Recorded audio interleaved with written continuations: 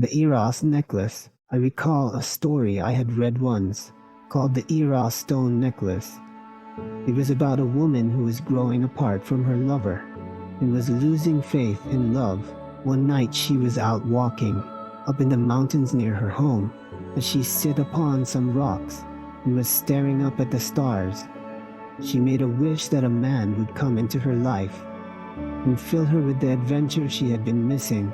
Suddenly, there was a flash around her, which at first startled her, but then she began to feel very relaxed. A nice, soothing, comfortable feeling filled her body. Then an image flashed into her head, an image of passion so incredible, so fulfilling, that she almost thought she were dreaming. At first, she tried to deny that she was starting to feel a warmth deep inside, because she was afraid to feel that good.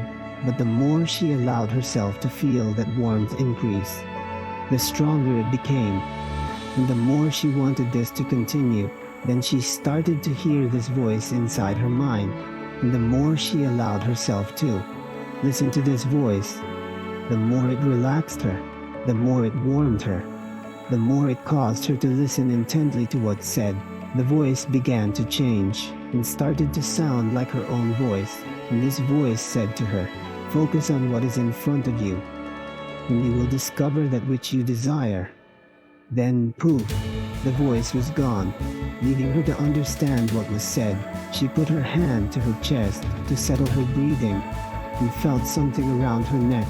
She pulled it forward and saw that where there was once nothing, there was now a beautiful necklace with a colored stone. She was of course confused at first, but then she recalled the voice that she had heard and what it had said to her. "Focus on this right in front of you, and you will find what you desire." Now it all becomes clear. She has the necklace, and somehow it will give her what she desires, without even fully understanding what is happening. The decision is made to pursue this, to have what is desired deep down inside. She said to herself, "No matter what anyone else says to you, this is what you want, this is what you deserve, and you're going to do it for all your own reasons." The next day she went into town to buy some things and was amazed by what happened. Upon entering the market, she saw this man and felt a tingle and warmth, a very strong warmth that ran all the way up her body. The man's eyes caught her eyes, and they stared for several moments. That warmth deep inside began to get stronger and stronger and stronger, and as the man approached her, she started to feel desire forming deep inside of her, right in here at the solar plexus area. It was like an energy had formed around them, like a soft, private bubble surrounding them from the rest of the world. In this moment only these two people existed. He smiled and said not a single word, and instead kissed her lips softly. She closed her eyes and took in the moment, go ahead and take in a breath, and then let it out slowly. At last, she had found the man who would make her feel alive again. The man pulled back to look into her eyes and whispered softly, "What can I do, what can I say, to make you mine? But only for a night." She thought about what it was she wanted, and asked herself, "What do you want deep down inside of you? What is missing from your life right now that you want from this man?" And with only a smile, she took his hand and led him out of the market.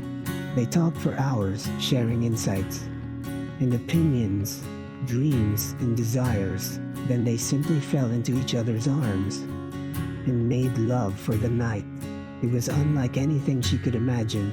He touched her exactly how she wanted to be touched, made love to her exactly how she wanted to be made love to. And all of this was the result of a chance encounter in a magical necklace. As they held each other later, he complimented her on her necklace. She revealed to him what had happened the previous night on the mountain and how she came to possess the necklace.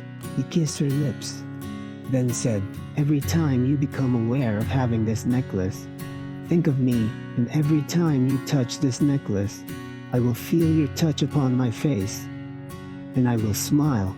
They parted the next morning, but made plans to meet again that evening.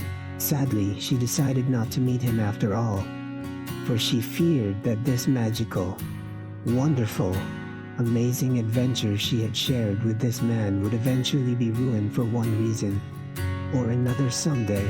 She instead chose to remember forever that one perfect night.